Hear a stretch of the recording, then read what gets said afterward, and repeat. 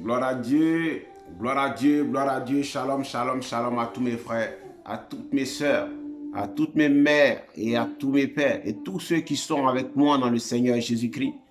Que la lumière de l'Éternel vous visite en ce moment parce que je bénis le nom de Dieu qui me permet de pouvoir m'adresser à tout le monde en ce jour. Que quiconque reçoit ce message, tu notes et tu écris et tu te dis que tu as un Seigneur et tu as un Sauveur.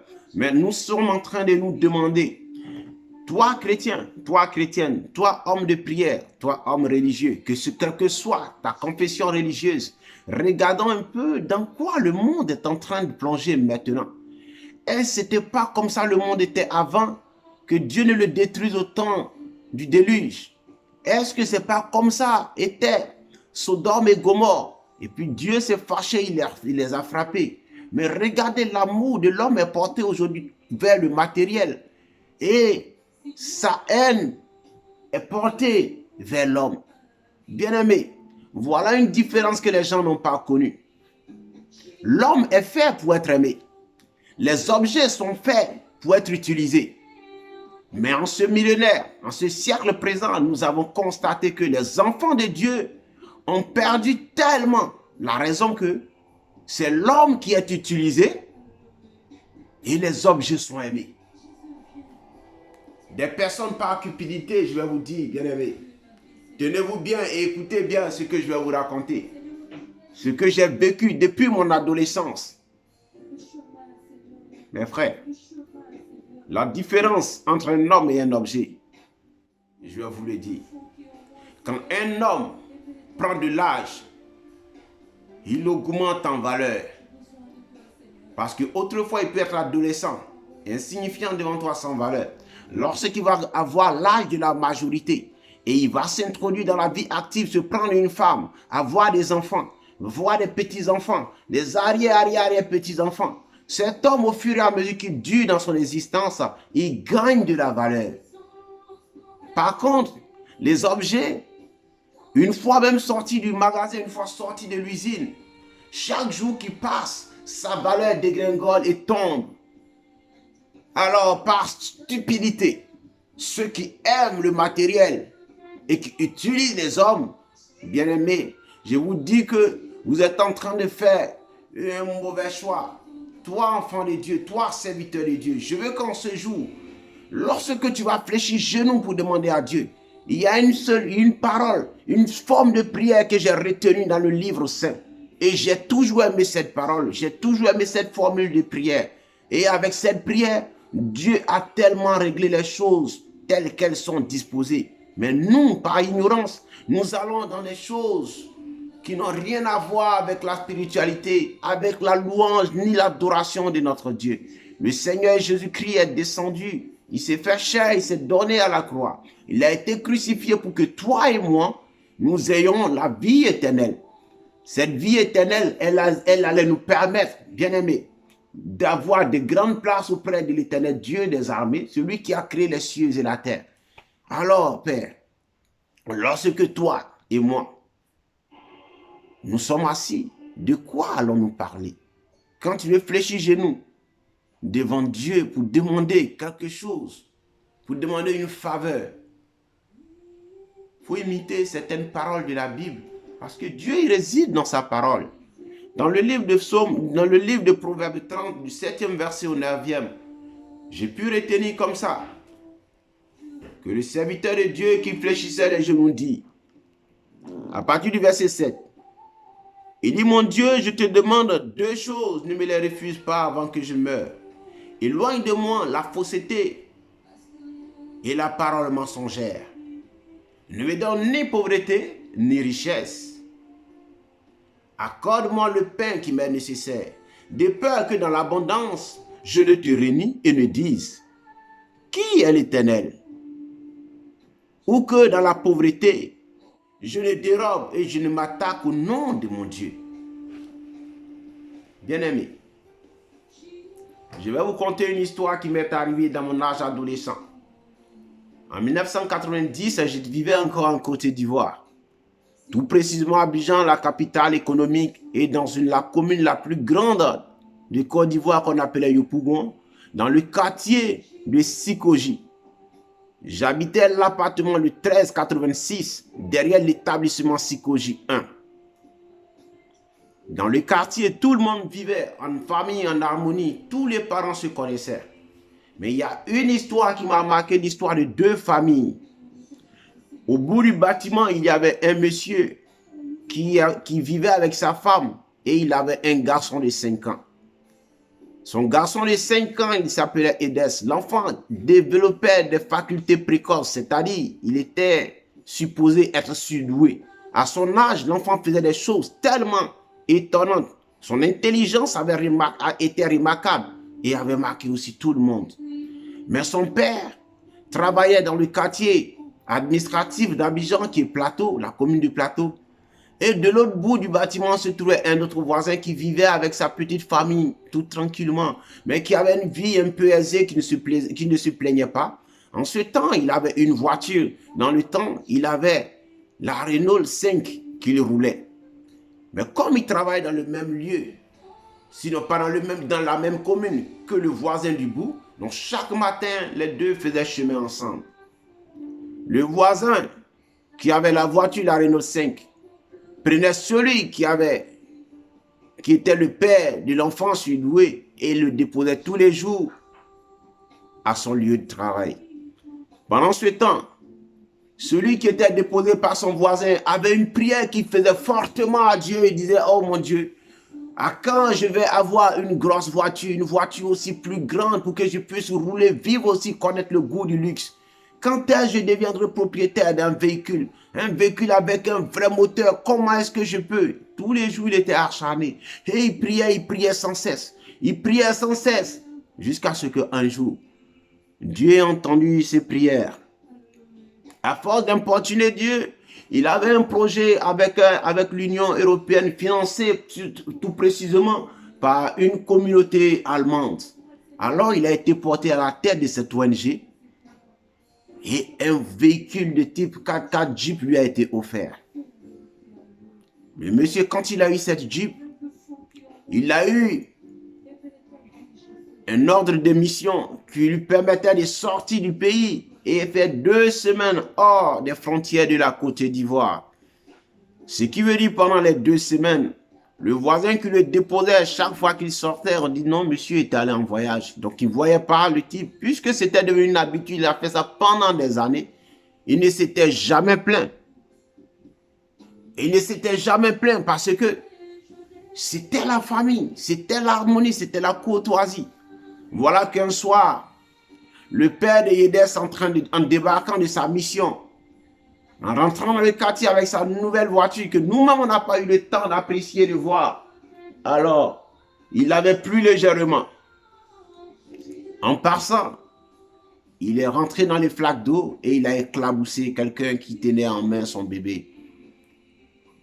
Et, chose curieuse, c'était le voisin du bout qui le déposait chaque jour à son lieu de service.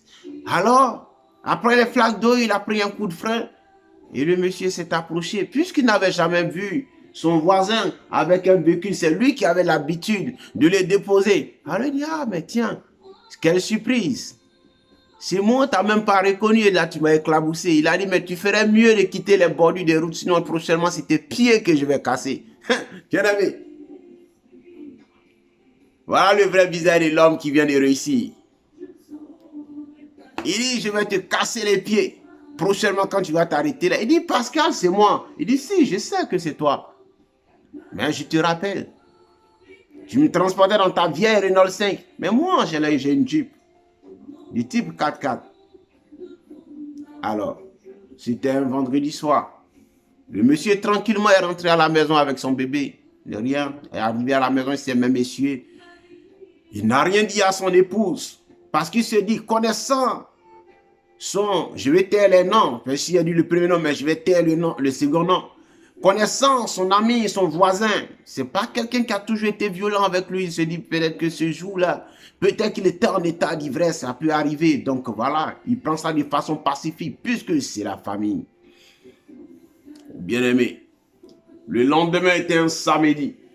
Et le samedi matin, comme la voiture a parcouru beaucoup de kilomètres avec la terre rouge, de la boue dessus, Il va sortir pour pouvoir nettoyer son trophée, sa belle voiture.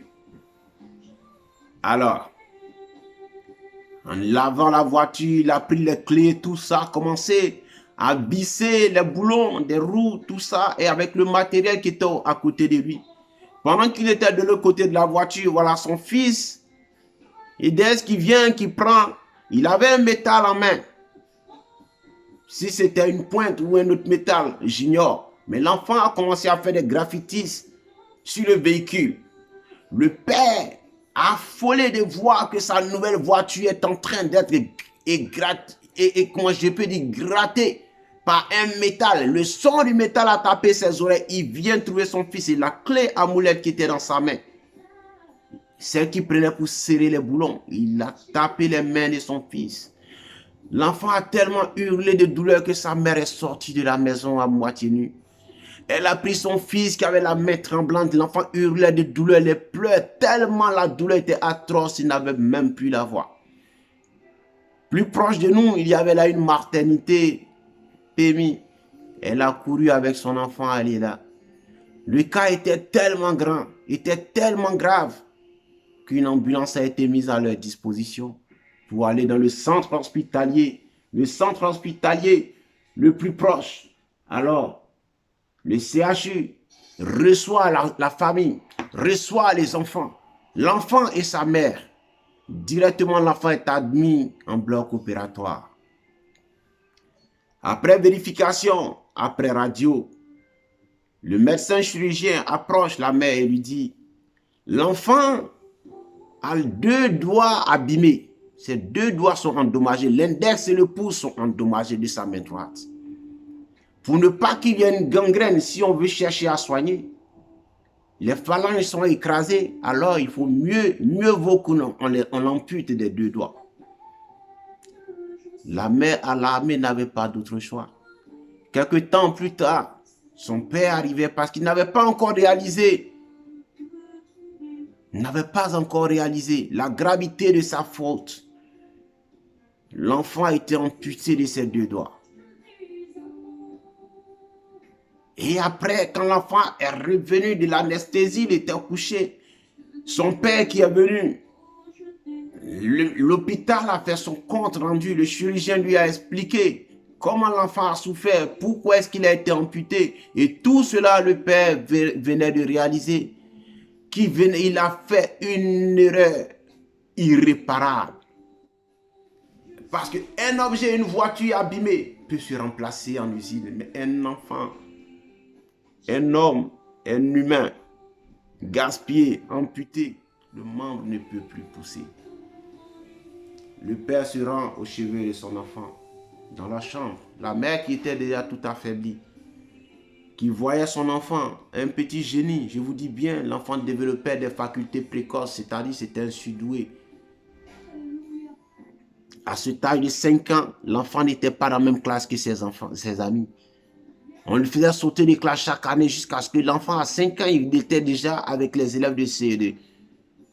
Alors, il arrive, il voit son père. Son père arrive, il le regarde et il voit son père en train de pleurer. Il dit encore à son père, il demande à son père, « Papa, est-ce que la faute que j'ai faite, elle est toujours grave? Papa, tu es toujours fâché contre moi. » Oh non, loin de là.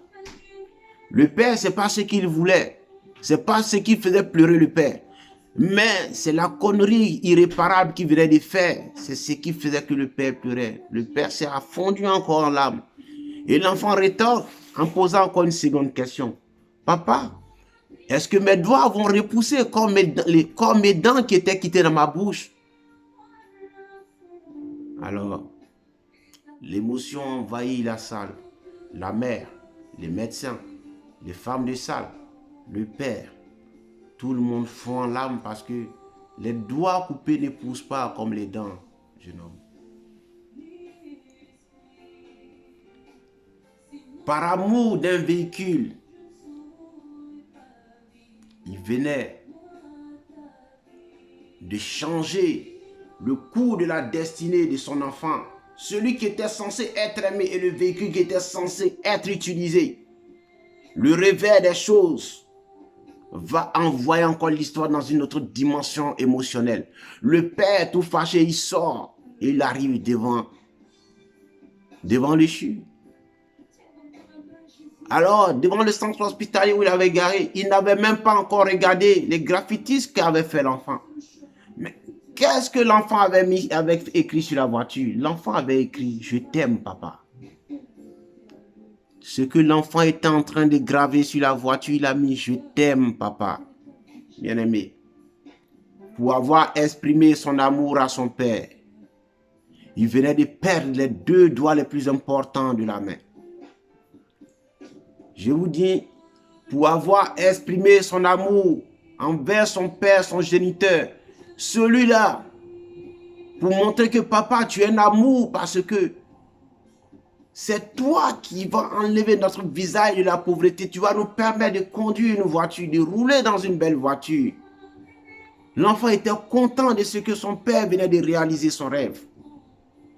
Les graffitis, c'est des choses qu'il pouvait faire avec une peinture. Aller voir un calligraphe, aller voir un dessinateur, aller voir un peintre et lui faire un vrai mot. Avec une vraie peinture, avec l'amour que son fils lui avait exprimé. Mais hélas, il venait de mal comprendre le message de son fils. Dommage pour le fils, il venait de se retrouver là, dans une vie avec 8 doigts, pendant que ses amis avaient 10. Souvent, il y a des bénédictions que nous demandons à Dieu. Dieu sait que ces bénédictions-là vont nous conduire à nous-mêmes notre propre chute. Nous demandons des choses tellement grandes, mais Dieu sait que nous n'avons pas la maturité de pouvoir conserver ces choses et de les guider. Alors Dieu retarde dans son processus. Nous fléchissons, nous crions, nous pleurons, nous disons que Dieu n'est pas capable. Nous disons que Dieu, il n'est pas fort, il n'est pas rapide. Et nous cherchons à prendre des fenêtres, à aller voir vers le diable, sauf que le diable n'a jamais rien créé. Bien-aimé,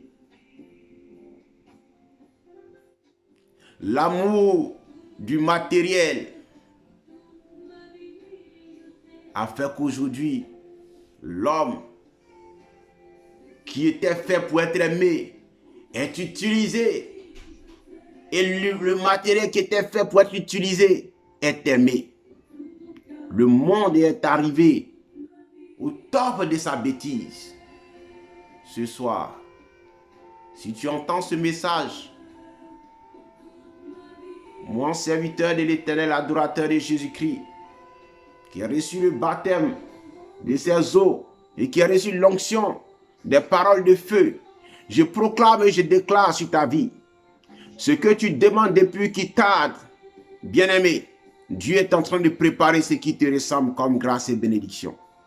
La faveur que tu demandes à l'Éternel en cette nuit, qui depuis longtemps a retardé, certainement tu ne demandes pas ce qui est à ta valeur. Soit tu demandes ce qui est inférieur à ta valeur ou tu demandes ce qui va causer ta chute. Mais ton Dieu est en train de préparer un témoignage pour toi. Un témoignage qui sera tellement grandiose que ceux qui t'ont vu ne te reconnaîtront plus. Quand tu vas fléchir genou, tu pries que Dieu te donne la grâce, la bénédiction qui ne t'enverra pas à la chute. La bénédiction qui n'est suivie d'aucun chagrin soit ton partage ce soir. Tu reçois ce message et tu es délivré de tes entraves démoniaques. Tu reçois ce message et tu es délivré de tes angoisses. Tu reçois ce message et tu es délivré de l'amour du matériel. Utilise le matériel et tu reçois l'amour de ton prochain en toi. Car l'amour, c'est la chose que l'Éternel Dieu nous a recommandé dans ses commandements. Alors, que l'amour de l'homme soit fort en toi, afin que lorsque tu vas fléchir genoux, que quiconque autour de toi, l'onction divine te contamine et contamine cette personne. Si tu portes le bien de quelqu'un en ton cœur, que cette personne retrouve la joie de vivre et la bénédiction. Éternel des armées, tu nous as créé de la poussière. Et c'est sûr qu'un jour nous allons retourner dans la poussière. Le matériel que tu nous as donné, le matériel ne pourra jamais soulever notre dépouille. Ce sont les humains comme nous qui vont soulever notre dépouille. Alors tout humain qui vit sur la terre, mon Dieu, mon roi, met la paix en son cœur. Jésus-Christ, que ton sang qui a parlé pour nous à la croix, que ce sang continue de parler encore pour nous en notre faveur auprès du Père, afin que ici-bas, que nous ayons l'élévation, nous ayons la sagesse de comprendre les choses en leur temps et que la lumière soit faite, les écailles tombent de nos yeux et que nous voyons la gloire de l'Éternel sur notre vie. Que l'Éternel Dieu des armées se souvienne de ses enfants cette nuit, au nom puissant de notre Seigneur Jésus-Christ. Et que le nom qui est élevé au-dessus de tous les noms, Jésus-Christ, que ce nom soit impacté sur ta vie et que tu ne manques de rien sur la terre est vivant. Sois élevé, sois béni, ô mon Dieu, mon roi, au nom de Jésus-Christ. Amen.